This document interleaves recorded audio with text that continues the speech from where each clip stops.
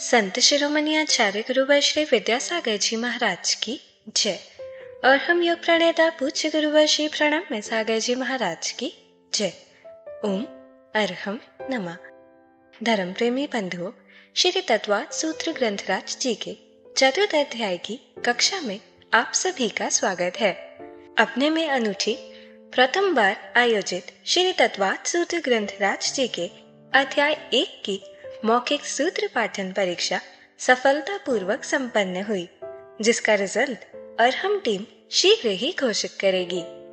द्वितीय अध्याय की मौखिक सूत्र पाठन परीक्षा दिनांक 14 से 28 फरवरी 2023 तक होना निश्चित हुई है।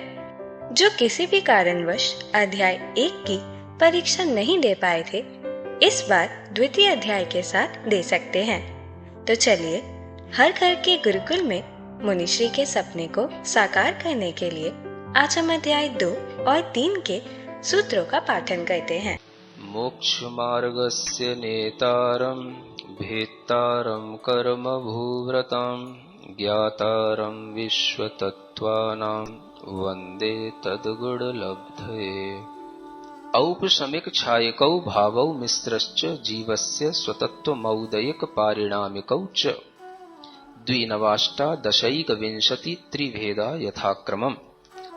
सम्यक् तु चारित्रे ज्ञान दर्शन दान लाभ भोगोपभोग वीर्याणि च ज्ञानाज्ञान दर्शन लब्धयश्चतुस्त्रिपंचभेदाः सम्यक् तु चारित्र संयमा संयमाश्च गति कषाय लिंग मिथ्या दर्शना ज्ञाना संयता सिद्धलेस्याश्चतुश्चतुस्त्रियैकैकैक षड्भेदाः जीव भव्या भव्यत्वानि च उपयोगो लक्षणम् सद्विविधोष्ट चतुर्भेदः संसारिणो मुक्ताश्च समनस्का मनस्काः संसारिणस्त्रसस्थावराः पृथिव्यप्तेजो वायु वनस्पतयः स्थावराः द्विन्द्रियादयस्त्रषाः पंचेन्द्रियाणि द्विविधानि निर्वृत्त्युपकरणे द्रव्येन्द्रियम् लब्ध्युपयोगौ भावेन्द्रियम् स्पर्शन रसन घ्राण चक्षुः श्रोत्राणि स्पर्श रस गंध वर्ण शब्दास्तदर्थाः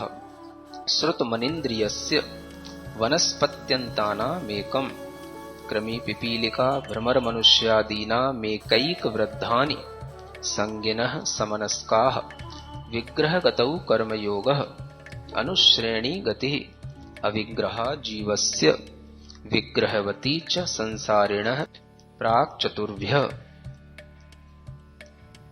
एक समया विग्रह एकम द्वौ त्रीन् वानाहारकः सम्मूर्छन् गर्भोपपादा जन्म सचित्त शीत संवृतः सेतरा मिश्राश्चैकसस्तद्योनयः जरायुजाण्डज पोतानां गर्भः देवनार्काणा मुपपादः शेषाणां सम्मूर्छनम् औदारिक वैक्रियकाहारक तेजस कार्मणानि शरीराणि परम परम सूक्ष्मं प्रदेशतो संख्ये गुणं प्राक् तैजसात् अनंत गुणे परे अप्रतिघाते अनादि संबंधे च सर्वस्य तदादीनि भाज्यानि युगपदे कस्या चतुर्भ्यः निरुपभोग मन्त्यं गर्भ सम्मूर्छनज माद्यम् औपपादिकं वैक्रियकं लब्धि प्रत्ययं च तैजसमपि शुभं विशुद्धमव्याघाति चाहारकं प्रमत्त संयतस्यैव नारक सम्मूर्छिनो नपुंसकानि न देवाः शेषास्त्रिवेदाः औपपादिक चरमोत्तम देहा संख्ये वर्षायुषो नपवर्त्यायुषः इति तत्त्वार्थ सूत्रे द्वितीयोऽध्यायः।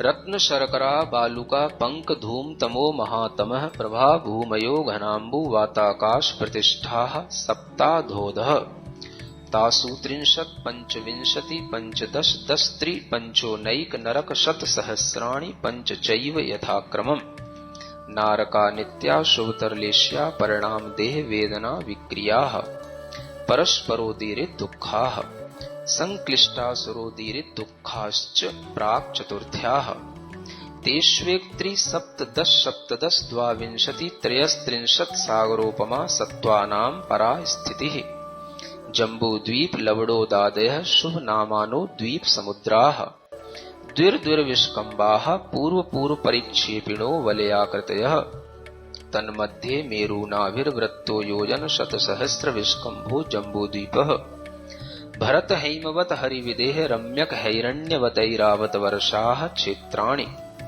तद्विभाजिनः पूर्वापरायता हिमवन् महाहिमवन् निषद नीलरुक्मी शिखरिणो वर्षधर पर्वताः हेमार्जुन तपनीय वैडूर्य रजत हेममयाः मणिविचित्र पार्श्वा उपरि मूले च तुल्य विस्ताराः पद्म महापद्म तिगिंच केशरी महापुंडरीक पुंडरीका हृदास्तेषामुपरि प्रथमो योजन सहस्रायामस्तदर्ध विष्कम्भो हृदः 10 योजनावगाः तन्मध्ये योजनं पुष्करम् तद्द्विगुण द्विगुणाः हृदाः पुष्कराणि च तन्निवासिन्यो दिव्यः श्रीरी धृतिकीर्ति बुद्धि लक्ष्म्यः पल्योपमस्थितयः ससामानिक परिषत्काः गंगा सिंधु रोहिद्रोहिताश्या हरिद्धरी कांता सीता सीतोदा नारी नरकांता सुवर्ण रूप्यकूला रक्ता रक्तोदाः सरितस्तन्मध्यगाः द्वयोर्द्वयोः पूर्वाः पूर्वगाः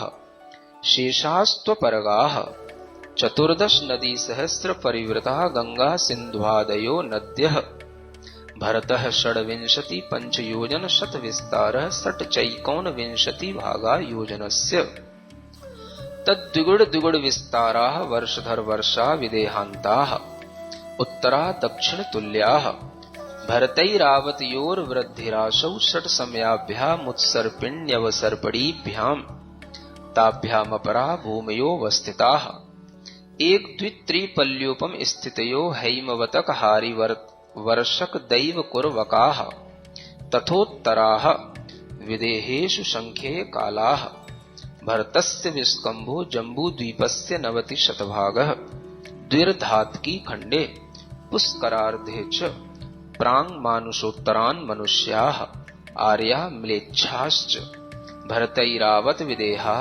कर्मभूम्योऽन्यत्र देवकुरुत्तर कुरुभ्यः नृस्थिति परावरे त्रिपल्योपमान्तर्मुहूर्ते तिर्यक योनिजानां च इति तत्त्वार्थसूत्रे 3योऽध्यायः। सच में सूत्रों का शुद्ध उच्चारण करने से मन कितना शांत हो जाता है। अब हम अध्याय 4 में सर्वज्ञ देव द्वारा बताए गए जैन भूगोल में देवों की व्यवस्था का अध्ययन करेंगे, जो हमारे मोक्ष मार्ग को और भी सुदृढ़ बनाएगा। आज की कक्षा का क्विक रिवीजन करने से पहले हम समझते हैं कि क्या देवों के विषय में हमारे मन की सभी भ्रांतियां दूर हो रही हैं। देव जो हमें वर्तमान में दिखाई नहीं देते, जिनमें से कुछ देवों को लोग भगवान तुल्य समझते हैं और कुछ से डरते हैं, इस तरह की शंकाएं आना बहुत ही स्वाभाविक है। आप इन्हें अपने तक रखकर समाधान प्राप्त नहीं कर पाएंगे। ऐसा ना सोचे कि कोई दूसरा पूछ लेगा, ना ही अपने पर डाउट करे कि ये पूछने लायक है या नहीं। यदि आपने भी मन में डर या भ्रांति के कारण अपनी शंकाओं को सीमित कर रखा है, तो तुरंत ही बड़ी आसानी से अपने सवाल को मुनिश्री तक पहुंचाएं। QR कोड को स्कैन कीजिए या विजिट कीजिए go.arham.yoga/TTV शंका। ध्यान रखें, कोई भी सवाल छोटा या बड़ा नहीं होता। आपके सवाल से बहुत लोगों का ज्ञान बढ़ सकता है, तो निसंकोच होकर सवाल पूछिए। चलिए आज की कक्षा का एक क्विक रिवीजन कर लेते हैं। हमने जाना कि तारे 2 प्रकार के होते हैं, स्थिर और अस्थिर। स्थिर तारे को ध्रुव तारा कहते हैं। जम्बूद्वीप में ध्रुव तारे की संख्या 36 है। ध्रुव तारे पृथ्वी के किसी भी स्थान से हमेशा एक ही निश्चित स्थान पर दिखते हैं। इससे पृथ्वी की स्थिरता सिद्ध होती है। अगर पृथ्वी घूमती तो ध्रुव तारे की पोजीशन भी बदलनी चाहिए थी। आचार्यों ने सूर्य, चंद्रमा, तारे आदि के विमानों की नित्य गति में बताया कि कुछ गतिमान है और कुछ स्थिर भी हैं। सूत्र 14 के अनुसार सूर्य और चंद्रमा की गति से काल का विभाजन होता है, यानी ऋतुओं का, महीनों का, समय का, दक्षिणायन उत्तरायण का विभाजन। काल विभाजन के अनुसार एक दिन रात में सूर्य अपनी पूरी परिधि का चक्कर लगा लेता है। 30 मुहूर्त का एक दिन, 15 दिन का एक पक्ष, 2 पक्ष का एक माह, 12 महीनों का एक वर्ष और 6 महीनों का एक अयन होता है। हमने जाना कि जम्बू द्वीप के काल विभाजन के अनुसार ही तीनों लोकों में काल विभाजन एवं काल गणना की जाती है। देवों के यहाँ दिन रात की व्यवस्था नहीं होती। वह ज्योतिष देवों से बहुत ऊपर रहते हैं और वहाँ हमेशा जगमगाता वातावरण रहता है। इसीलिए देवों को उम्र का ज्ञान भी मध्य लोक से होता है। नंदीश्वर पर्व के लिए आषाढ़, फागुन और कार्तिक के महीने भी यहीं के मान्य होते हैं। इसी प्रकार नरकों में भी काल से कोई लेना देना नहीं होता, क्योंकि असंख्यात वर्षों की आयु पूरी होने पर ही उनका जन्म स्वतः ही दूसरी जगह हो जाएगा। लेकिन वहाँ भी तीर्थंकर प्रकृति का बंद करने वाले जीव के लिए आयु के 6 महीने शेष रहने पर वज्र कपाट का वातावरण तैयार किया जाता है, जिसकी गणना भी मध्य लोक के हिसाब से होती है। सूत्र 15 में बताया गया कि मनुष्य लोक के बाहर के ज्योतिष देवों के विमान अवस्थित हैं, अर्थात भ्रमण नहीं करते।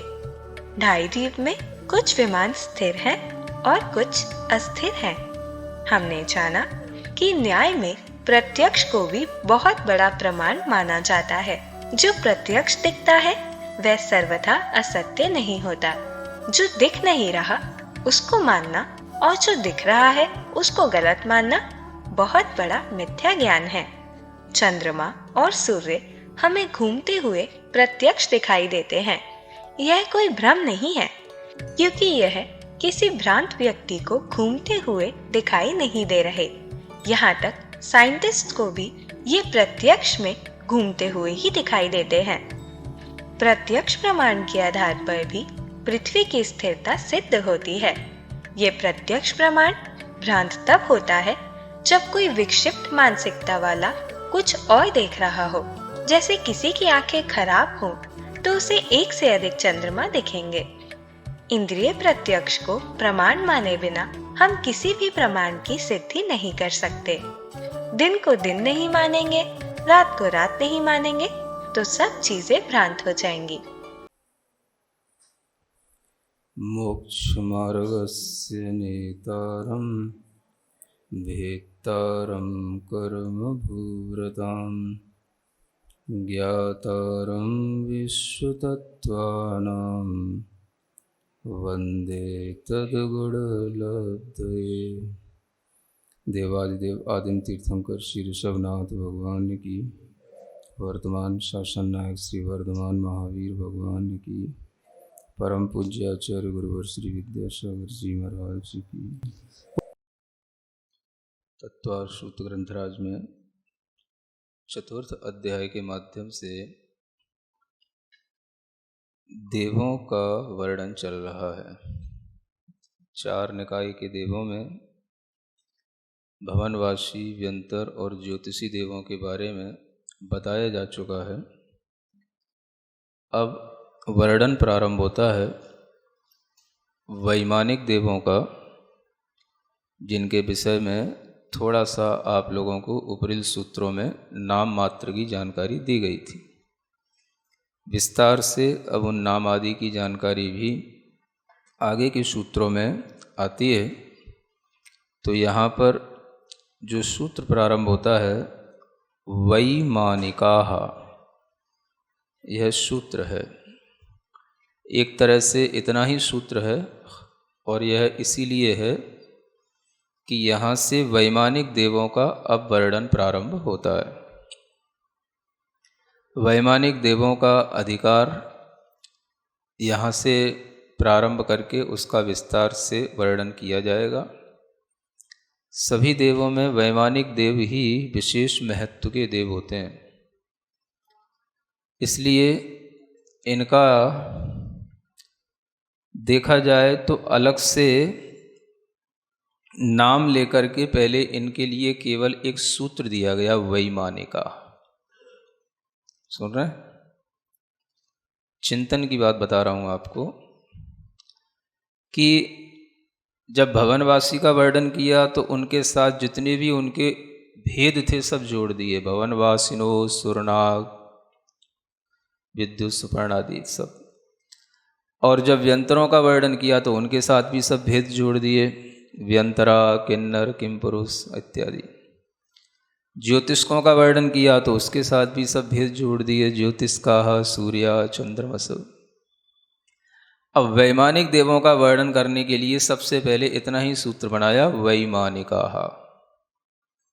इससे ये ध्वनित होता है कि ये वैमानिक देव अपने आप में अलग, इन सब देवों से अपनी क्वालिटी अलग रखते हैं और इनका जो अपना मान सम्मान है वो ऊपर कहे गए भवनत्रिक देवों से अलग है। इसीलिए त्रिक जो संज्ञा लगती है इन तीन निकाय के देवों के साथ तो लग जाती है।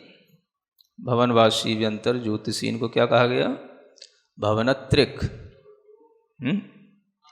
लेकिन ये वैमानिक देवों के साथ में संज्ञा अलग हो गई। चार निकाय में तीन निकाय के देव तो एक अलग क्वालिटी के हो गए और वैमानिक देवों की ये क्वालिटी अलग है। इसलिए सूत्र लिखना भी अपने आप में पृथक रूप से बताता है कि हम वैमानिक देवों की विशेष गुणवत्ता के कारण से उनका विशेष सम्मान करने के लिए अलग से पहले हमने केवल वैमानिकाः ये नाम दिया है। अलर्ट हो जाओ, अब वैमानिक देवों का प्रसंग प्रारंभ होता है। इसलिए यह सूत्र अपने आप में बहुत कुछ कह रहा है। सबके साथ में रहकर के भी, देव देव सब समान होकर के भी, और विमानों की अवस्था अपेक्षा से देखें तो विमान में तो चंद्रमा के, सूर्य के, ये भी सब देव विमान में ही रहते हैं। उस अपेक्षा से भी इनके विमान, इनकी क्वालिटी सब अलग है। इसलिए इस सब चीज़ों को अलग करने के लिए सबसे पहले यहाँ पर एक भेद रेखा खींच दी इस सूत्र के माध्यम से, वैमानिकाः। समझ में आ रहा है? ऐसा ये ध्वनित होता है इस सूत्र से। अन्यथा केवल इतना सा सूत्र बनाने की कोई आवश्यकता समझ नहीं आती। आगे सौधर्म आदि नाम दिए भी जा रहे हैं और यहाँ पर केवल वैमानिकाः इतना सूत्र कह करके छोड़ा है। और इन वैमानिक देवों की वास्तव में भी देखी जाए तो विशेषता है, क्योंकि अपने आप में सबसे बड़ी इनकी अगर विशेषता हम समझें सैद्धांतिक दृष्टिकोण से तो एक विशेषता तो यही है कि जितने भी तीर्थंकर वगैरह महापुरुष बनते हैं वो सब वैमानिक देवों से च्युत होकर के ही आकर के बनते हैं। ये वहाँ से आने की एक बहुत बड़ी विशेषता है। महापुरुषों का आगमन इस धरती पर इन्हीं वैमानिक देवों के माध्यम से होता। और एक और विशेषता अगर हम यहाँ से जाते हुए देखें तो भवनत्रिक में तो मिथ्यात्व के साथ ही जन्म होता है और वहाँ पर जो है सम्यक्त्व के साथ भी जन्म होता है। समझ में आ रहा है? फिर से बोले, भवनत्रिक में तो मिथ्यात्व के साथ ही जन्म होता है, लेकिन वैमानिक में सम्यक्त्व के साथ भी जन्म होता है। यानी वहाँ पर सम्यक्त्व के साथ भी जन्म होता है और मिथ्यात्व के साथ भी जन्म होता है, लेकिन भवनत्रिक में तो नियम से मिथ्यात्व के साथ ही जन्म होता है ना। एक विशेषता जो बड़ी बड़ी मोटी मोटी विशेषता समझ में आ रही है। एक तीसरी और चीज याद आती है कि जो ऊपर लिखा था पीतांत लिष्या, है ना, अपर्याप्त अवस्था में भी जो लिष्या है वो लिष्या इन भवनत्रिक में तो अशुभ मिलेगी, लेकिन ऊपर के वैमानिक देवों में अपर्याप्त अवस्था में भी पीत लिष्या ही मिलेगी, शुभ लिष्या मिलेगी। सुन रहे हो? ये सब चिंतन आप लोगों के पुण्य से ही आ रहा है, सो बताया जा रहा हूँ, है ना। वैमानिक देवों की इसलिए एक विशेषता होने के कारण से इनको पृथक सूत्र में लिखा है। और इतनी विशेषताओं को यदि हम ध्यान में रखेंगे तो इसी से हमारे लिए समझ में आने लगेगा कि भवनत्रिक और वैमानिक माने ये तीनों निकाय के देव एक तरफ और वैमानिक देव एक तरफ, इनका अपना अवस्थान एक और दृष्टि से देखें तो वास्तव में एक चौथी विशेषता देखें तो जिसे हम कहते हैं ऊर्ध्व लोक में निवास करने वाले। अभी तक तो जो वर्णन चल रहा था वो सब अधोलोक मध्यलोक तक ही सीमित रह रहा था, है ना। अब शुरू होता है ऊर्ध्व लोक में वास्तव में जो रहते हैं वो वैमानिक देव ही होते हैं, ऊपर ऊर्ध्व लोक में रहने वाले, है ना। तो ये इतनी व्यवस्थाएं होने के कारण से ही इनका एक अलग से इस तरह से सूत्र लिखना बहुत ही मतलब कहना चाहिए सूत्रकार की प्रज्ञा का परिचय देने वाला, और बहुत कुछ इस छोटे से सूत्र से इतनी कई और विशेषताओं को और भी निकाला जा सकता है। वो तो जो आपको समझ में आ सके वो मोटी मोटी विशेषताएं, है ना। तो इतनी इन विशेषताओं को ध्यान में रखते हुए समझें कि इस कारण से इस सूत्र को अलग से कहते हुए यहाँ पर अब वैमानिक देवों का सम्मान करने के लिए ही कहा जा रहा है। वैमानिका माने वैमानिक देवों का अधिकार प्रारंभ हो रहा है। बी अलर्ट, समझ आ रहा है ना। हाँ, जैसे किसी को बोलते हैं ना कोई राजा आता है या कोई विशेष व्यक्ति आता है तो आने से पहले ही उसके लिए केवल बोला ही जाता है अभी वो आ रहे हैं, आने वाले हैं। ऐसे ही और जो सामान्य होते हैं तो सबके नाम एक एक साथ बोल दिए जाते हैं, हाँ भाई ये इस कॉलोनी से आए, इनके नाम ये, इस कॉलोनी से आए, इनके नाम ये। तो इसी तरीके से देखो ये व्यवस्था है। सूत्र लिखने के अभिप्राय को अगर हम गहराई से देखें तो हमें ये सब अभिप्राय दिखाई दे रहा है, आपको भी दिखाई दे रहा होगा, दे रहा है ये अभिप्राय। वैमानिका मतलब अब वैमानिक देवों का वर्णन आ रहा है, हाँ विशेष रूप से। तो अब उसको दो भागों में विभाजित किया जाता है। आचार्य आगे कहते हैं कल्पोपपन्नाः कल्पातीताश्च। दो प्रकार के ये देव हैं, एक कल्पोपपन्न और एक कल्पातीत, है ना। कल्प प्लस उपपन्न ये दो शब्दों से मिलकर के बनेगा कल्पोपपन्न देव, है ना। कल्प का मतलब तो आप जान चुके हैं, पहले बताया था, जहाँ पर इंद्र सामानिक आदि जो ये चौथा सूत्र आया था, उस चौथे सूत्र में जो ये 10 प्रकार के देवों की व्यवस्था बताई थी, वो व्यवस्था जहाँ पर हो उस व्यवस्था में जो उत्पन्न हो, उपपन्न माने उत्पन्न होने वाले 10 प्रकार की ऐसी व्यवस्था के साथ में, या 10 प्रकार की व्यवस्था ये जहाँ पाई जाती है उसमें जो उत्पन्न होते हैं वो कहलाएंगे कल्पोपपन्न देव, ठीक। और कल्पातीत, कल्प प्लस अतीत, अतीत माने रहित, तो वो हो जाते हैं कल्पातीत। यानी जहाँ पर ये 10 प्रकार की व्यवस्था न हो, कल्पों की व्यवस्था से जो रहित हो गए हों, उनको कहा जाएगा कल्पातीत। इस तरह से ये दो शब्दों के माध्यम से बताया कि दो प्रकार से यह कल्पवासी देव या वैमानिक देवों का विभाजन हो रहा है, दो प्रकार से, है ना। अब इन देवों में जो आगे नाम बताए जाएंगे उनमें जो कल्पातीत और कल्पोपपन्न इसका दो विभाजन किया जाता है। आगे आपको स्वर्गों के नाम आने वाले हैं। 16 स्वर्ग हैं, कितने? और उन 16 स्वर्गों में सभी में कल्प की व्यवस्था है, इसलिए वहाँ पर उन उत्पन्न होने वाले जो भी देव होंगे उनको कहा जाएगा कल्पोपपन्न। और 16 स्वर्गों के ऊपर जो 9 ग्रैवेक होते हैं, 9 अनुदिश होते हैं और 5 अनुत्तर विमान होते हैं, इनमें जो उत्पन्न होते हैं ये सभी कहलाते हैं कल्पातीत।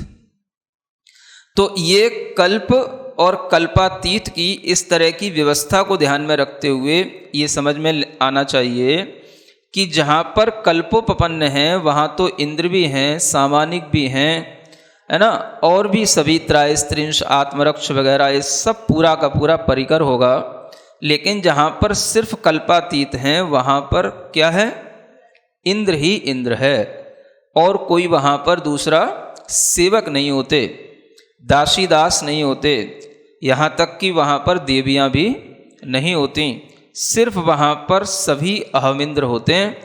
इसलिए उन्हें कल्पातीत की श्रेणी में अलग से रखा गया है। और ये भी एक विभाजन है, जो विभाजन वैमानिक देवों के दो प्रकार के विभाजन में एक बहुत बड़ा कारण इसका ये बताया जाता है कि एक तो कल्प की व्यवस्था नहीं होना और उसी व्यवस्था के साथ में देवी आदि की व्यवस्था भी नहीं होना। इस तरह की जो व्यवस्था रहती है ये इनकी विशेषता के कारण से अलग अलग इनको बताया जाता है ना। तो ये भी समझ में आ चुका। अब आगे कहते हैं उपरियुपरि, ये सभी जो देव होते हैं कल्पवासी हों या कल्पातीत हों, ये सब कहाँ होंगे, तो ये सब ऊपर ऊपर होते हैं।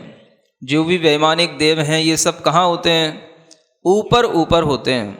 तो इस सूत्र में तो सिर्फ इतना ही बताया जा रहा है, ये ऊपर ऊपर होते हैं। अब ऊपर होने का मतलब ये समझ लेना कि ये ऊर्ध्वलोक में ही होते हैं, है ना। आपको बताया जा चुका है कि मध्यलोक सुमेरु पर्वत की ऊंचाई के बराबर माना जाता है।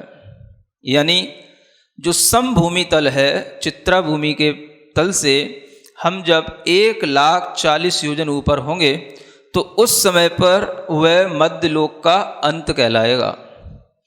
और उतनी ही ऊंचाई के बाद फिर बस एक बाल के अंतर के बराबर से, बस एक बाल का अंतर दे करके, मतलब मध्यलोक में और ऊर्ध्वलोक में कितना सा अंतर है, एक बाल का अंतर है। बाल मतलब बाल माने हाँ सिर का ही बाल, बाल माने बालक नहीं, बाल माने सिर का बाल, और वो भी सिर का बाल आप लोगों का नहीं, क्योंकि आप लोग तो कर्म भूमि के हो, आपका बाल भी बहुत मोटा होता है, इतना फाइन नहीं होता। जितना बाल जो देवकुरु है ना, उत्तम भोग भूमि में जन्म लिए जीवों का, और उसमें भी वहाँ पर जो त्रियंश मैड़ा होता है उसका बाल लेना, बहुत सॉफ्ट और बहुत ही बारीक, है ना। तो इस तरीके के बाल बराबर अंतर से क्या शुरू हो गया, ऊर्ध्वलोक शुरू हो गया। अब ये अपने ध्यान में रखो, ऊर्ध्वलोक अब शुरू होता है ना। फिर इस ऊर्ध्वलोक में चूंकि ये वर्णन प्रारंभ हो रहा है तो इससे ये निश्चित है कि अभी तक जो देव होते थे वो सब कैसे थे, भवनवासी देव हों चाहे व्यंतर देव हों, सब इधर उधर तिरछे नीचे सब दिशाओं में फैले हुए हैं, है ना। लेकिन ये वैमानिक देवों की विशेषता है कि ये कैसे हैं, ये सब ऊर्ध्वलोक में तो हैं लेकिन ऊर्ध्वलोक में भी व्यवस्थित कैसे हैं, तो ऊपर ऊपर इनके विमान व्यवस्थित हैं। ये इसकी विशेषता बताई जा रही है ना। ये ज्योतिषी देवों की तरह फैले हुए नहीं हैं, है ना, व्यंतर देवों के विमानों की तरह या घरों की तरह यत्र तत्र कहीं पर भी कोई इनका मतलब एक सिमेट्री नहीं है कहीं पर भी। यहाँ पर जो है आपको बिल्कुल जो है सही तरीके से एक व्यवस्था बनी हुई मिलेगी, और ये ऊपर ऊपर ऊपर ऊपर होंगे, फैले तो ये भी होंगे चारों तरफ, लेकिन एक सिमेट्री के साथ में। जैसे कि नीचे से ऊपर तक अगर आप देखो तो जो उनके सेंटर का विमान होगा उसे कहते हैं इंद्रक विमान। क्या बोलते हैं, इंद्रक विमान, जो बिल्कुल बीचों बीच में होता है। फिर उसकी चारों दिशाओं में 4 विमान होते हैं, उन्हें बोलते हैं श्रेणीबद्ध विमान। क्या बोलते हैं, श्रेणीबद्ध विमान। और उन दिशाओं के बीच में जो बिखरे हुए रहते हैं वो कहलाते हैं प्रकीर्णक विमान। क्या बोलते हैं, प्रकीर्णक विमान। तो ऐसे 3 प्रकार के विमान फैले हुए रहते हैं। अब इनमें जो श्रेणीबद्ध हैं वो सभी श्रेणीबद्ध विमान एक के ऊपर एक के ऊपर एक, है ना। जैसे नीचे से आप कोई होल किए और वो ऊपर तक वो होल वैसा ही दिखाई दे, तो उस तरह से ये सभी विमान ऊपर ऊपर, मतलब इनका जो इंद्रक विमान होगा वो तो सब एक के ऊपर एक के ऊपर एक ही मिलेंगे। बाकी जो बिखरे हुए फैले हुए होंगे वो प्रकीर्णक विमान होंगे, वो उनके श्रेणीबद्ध विमान होंगे। तो इस तरह से इनकी यह जो व्यवस्था है ये ऊपर ऊपर ऊपर ऊपर इस तरह से बनती है। ओम अर्हम नमः। तो चलिए आज की कक्षा का एक क्विक रिवीजन कर लेते हैं। सूत्र 16 वैमानिका से हमने वैमानिक देवों के वर्णन को जाना। मुनिश्री के चिंतन अनुसार भवनत्रिक के भवनवासी, व्यंतक और ज्योतिषिक की अपेक्षा वैमानिक देव विशेष होते हैं। इसीलिए सूत्रकार आचार्यों ने उनके वर्णन के लिए एक अलग से सूत्र बनाया, जबकि भवनत्रिक का वर्णन करते समय सूत्रों में उनके नाम के साथ भेद भी जोड़ दिए थे। पृथक सूत्र लिखने से उनकी विशेष गुणवत्ता और सम्मान का बोध होता है। यूं तो चंद्रमा, सूर्य आदि भी विमान में ही रहते हैं, लेकिन इनकी क्वालिटी अलग है। सैद्धांतिक दृष्टिकोण से वैमानिक देवों की कुछ विशेषताएं हैं, जैसे पहली, तीर्थंकर आदि महापुरुषों का आगमन इस धरती पर इन्हीं वैमानिक देवों के माध्यम से होता है। दूसरी, जहाँ भवनत्रिक में नियम से मिथ्यात्व के साथ ही जन्म होता है, वैमानिक में सम्यक्त्व के साथ भी जन्म होता है। तीसरी, अपर्याप्त अवस्था में भवनत्रिक में अशुभ लेश्या हो सकती है, लेकिन वैमानिक देवों में शुभ लेश्या ही होती है। चौथी, वैमानिक देव ऊपर ऊर्ध्वलोक में रहते हैं, वहीं भवनत्रिक मध्यलोक और अधोलोक में रहते हैं। सूत्र 16 से हमने जाना वैमानिक देवों के भेदों के बारे में। कल्प व्यवस्था में उत्पन्न देवों को कल्पोपन्न कहते हैं। ये 16 स्वर्ग तक होते हैं, और कल्प व्यवस्था से अतीत यानी रहित देवों को कल्पातीत कहते हैं। ये 16 स्वर्ग से ऊपर 9 ग्रैविक, 9 अनुदिश और 5 अनुत्तर विमानों में होते हैं। इंद्र, सामानिक आदि 10 प्रकार के देवों की व्यवस्था को कल्प कहते हैं। अतः कल्पोपन्न में इंद्र, सामानिक, त्रायस्त्रिंश, आत्मरक्ष आदि सभी का पूरा परिवार होगा, लेकिन कल्पातीत में सिर्फ अहमिंद्र होंगे। कोई सेवक, दासी, दास नहीं होगा, कोई देवियां भी नहीं होंगी। सूत्र 18 से हमने जाना कि वैमानिक देवों के विमान ऊर्ध्वलोक में ऊपर ऊपर अवस्थित हैं। मध्यलोक और ऊर्ध्वलोक में देवगुरु उत्तम भोगभूमि में जन्मे तिर्यंच मेंढे के बाल जितना अंतर होता है। ये विमान चारों तरफ नीचे से ऊपर तक एक सिमेट्री में फैले हुए हैं। मध्य के विमान को इंद्रक विमान कहते हैं। उसकी चारों दिशाओं में 4 श्रेणीबद्ध विमान होते हैं। प्रकीर्णक विमान उन दिशाओं के बीच में बिखरे होते हैं। सभी श्रेणीबद्ध विमान एक के ऊपर एक इस तरह से होते हैं कि नीचे से कोई होल करे तो वह ऊपर तक वैसा ही दिखाई देगा। तो चलिए अब हम सभी जिनवानी स्तुति करते हैं और तत्पश्चात समय होगा आज के सवाल का।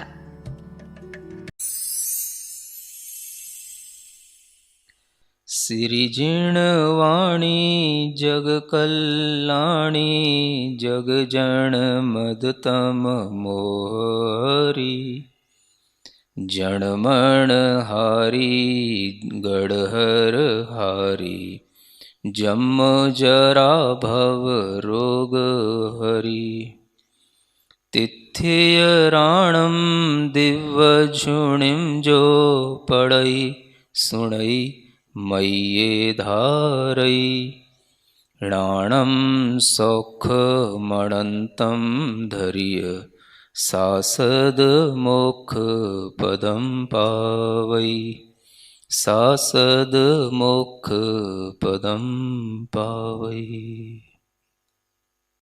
अब समय है आज के प्रतियोगिता प्रश्न में भाग लेकर आकर्षक पुरस्कार जीतने का। आप अपने फोन को QR कोड स्कैन करने के लिए तैयार रखें या लिंक पर जाएं। आप अपना उत्तर चुनकर हमें कल दोपहर 2 बजे तक भेज सकते हैं। 3 भाग्यशाली विजेताओं को मिलेंगे आकर्षक पुरस्कार। विजेताओं के नाम इसी कार्यक्रम श्रृंखला में हर रविवार को घोषित किए जाएंगे। साथ ही सभी प्रश्नों के सही उत्तर भी बताए जाएंगे। आज का सवाल है, वैमानिक देवों का कौन सा विमान बिल्कुल बीचों बीच में होता है? कीर्णक, प्रकीर्णक, श्रेणीबद्ध, इंद्रक। अध्याय 4 की कक्षा 15 की आज के सवाल का सही उत्तर है 1 वर्ष।